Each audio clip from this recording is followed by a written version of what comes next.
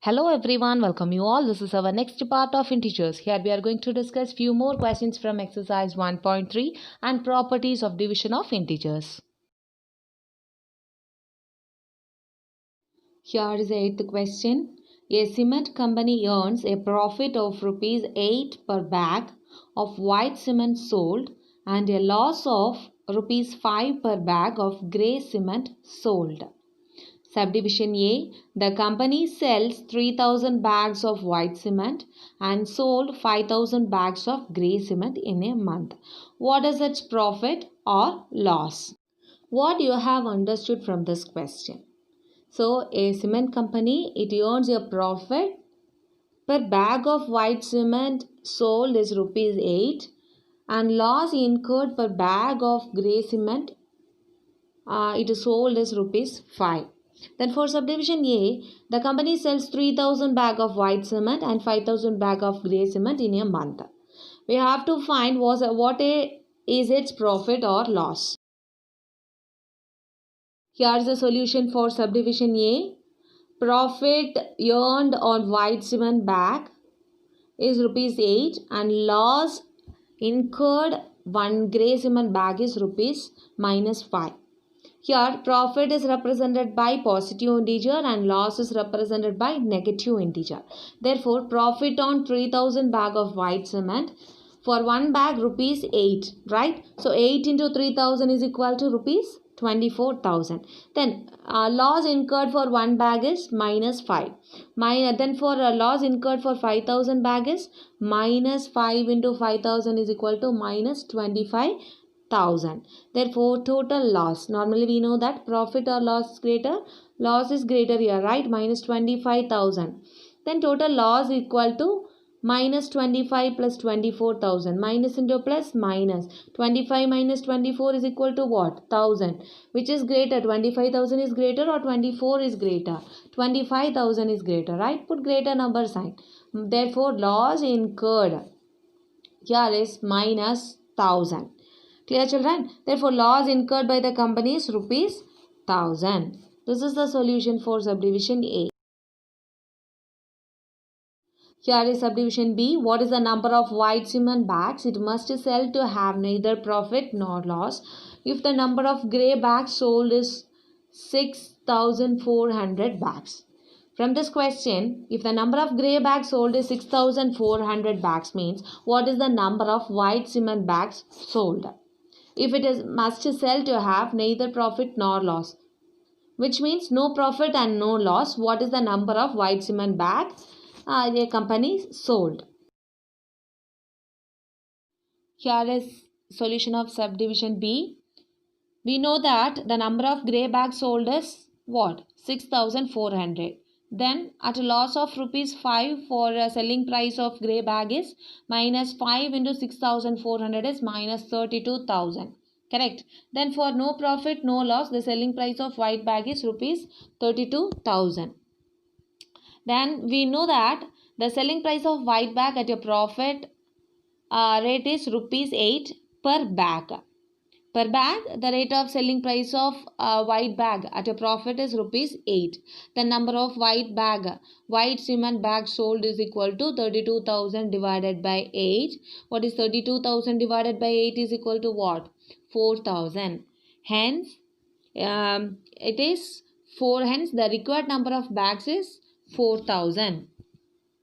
Here is the last question in this exercise. Replace the blank with an integer to make it a true statement.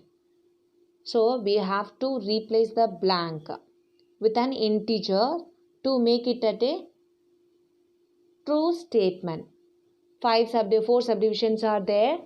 First subdivision minus 3 into dash is equal to 27. Second subdivision 5 into dash is equal to minus 35. For C, dash into minus 8 is equal to minus 56. For D, dash into minus 12 is equal to 132. Now we are going to find the solution for these questions. Here is a solution. For subdivision A, minus 3 into which integer is multiplied to get 27 there? Minus 3 into minus 9. 3 nines are 27. Minus into minus plus, right? Then for subdivision B, 5 into dash is equal to minus 35. 5 into 7. 5 sevens are 35. If minus is represented on 7, 5 into minus 7, which is equal to what? Minus 35. How you get minus there? Plus into minus, minus. Then for subdivision C, dash into minus 8 is equal to 56. Which number we will multiply with the 8 to get 56? 7 into 8. 7 8s are 56. Plus into minus, minus. Then for last subdivision D, dash into minus 12. How you get 132 there? 11 into 12. 11 into 12 is equal to what? 132. How you get positive sign there? Minus into minus. Minus 11 into minus 12. Minus into minus is equal to what? Plus. Plus 132. These are the solution for the given question. Next, properties of division of integers. Here the first property is closure property. In closure property, the division of any two integers, not always it gives integer. It is not closed under division, where the integers are not closed under division. Because here, condition for closure property is given. X, Y, Z are the integers. If X is divided by Y, which is equal to Z. Few examples we can discuss here. 5 divided by 3. So 5 divided by 3, which is not an integer, right? It is in a decimal format. Then for subdivision B, 6 divided by 3, it is what? 2. Therefore, the division of any two integer is not always gives the integer. Hence, closure property of integer is not verified under division. The next property is commutative property. Here the integers cannot be divided in any order. The condition is given x, y are the integers. X divided by y, which is equal to y divided by x. Here few example is given. 5 divided by 7. Is it equal to 7 divided by 5? No, it is not equal to 7 divided by 5. Right. Next example, 6 divided by 9. Is 6 divided by 9, which is equal to 9 divided by 6? No, therefore the left hand side is not equal to right hand side for division. In both examples, we are not getting the same result after the division in both sides. Yes, hence division is not commutative for integers. Next property is division by 0. If we divide any integer by 0, we will get infinitive, which means it's an undefined value. Likewise, if 0 is divided by any integer, which is equal to 0. That's the difference. If any integer divided by 0, we get the value as infinitive. And if we divide any 0 by any integer, we will get the value as 0. Here is an example for the identity of 0 and 1. If 8 is divided by 1, we will get the integer as 8. Likewise, if 0 is divided by 8, the result is what? 0. That's what I told you. If 0 is divided by any number, we will get the integer as 0. If we divide any integer by 1, we will get the result as same integer. If we divide any integer with that integer itself, we will get the result as 1. This is the property of 0 and 1 for division. The next property is associative property. The integers does not satisfy associative property under addition. In this property, the order is doesn't matter. It is not a matter. For any 3 integer, or if any 2 integer, if we divide together both any 2 integers, we will not get the same result in any cases. Therefore, the integers does not satisfy associative property under division.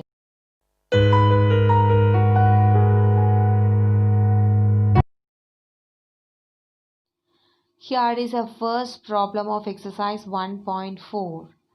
Evaluate each of the following subdivisions. So, from the subdivisions, we can solve few problems from the first question. Here is subdivision A. minus 30 divided by 10. Division is normally same as multiplication. We can divide 30 divided by 10 as what? 3. What is the procedure for dividing one positive and one negative sign? Minus into plus is equal to what? Minus. Therefore, answer is minus 3. Next, subdivision B. In that 50 divided by minus 5. 50 divided by 5 is what? 10. Plus into minus, minus. Therefore, 50 divided by minus 5 is minus 10. In subdivision C, minus 36 divided by minus 9. 36 divided by 9 is 4. Minus into minus plus. Therefore, the solution is plus 4. Subdivision E, 13 divided by minus 2 plus 1. We can remove the bracket first. Minus 2 plus 1 is what? Minus 2 plus 1. What is the procedure for adding one negative and positive sign? Subtract 2 minus 1. 2 minus 1 is 1. Which is greater 2 or 1 is greater? 2 is greater. Put the sign there. Minus 1. 13 divided by minus 1 is minus 13. Next, subdivision F. 0 divided by minus 12. We have learned that 0 divided by any integer, we will get the result as 0. Therefore, 0 divided by minus 12 is 0.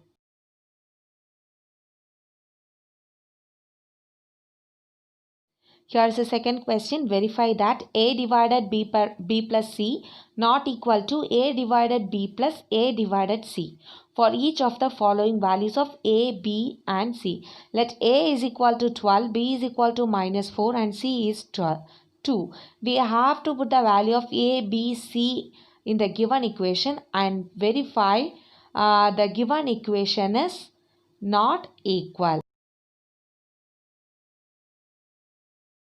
Here is a solution for subdivision A. From the equation, we can put the value of A, B and C in the given equation. Therefore, now consider left hand side LHS. A divided B plus C. What is A? 12 divided, what is B? Minus 4 plus what is C? 2. Now we can remove the bracket. Minus 4 plus 2 is what? Minus 2. Therefore, 12 divided by minus 2 is minus 6. Have you get minus 6 there? Normally, we can divide 12 divided by 2 is 6. Plus into minus, minus. Therefore, for left hand side, the solution is minus 6 and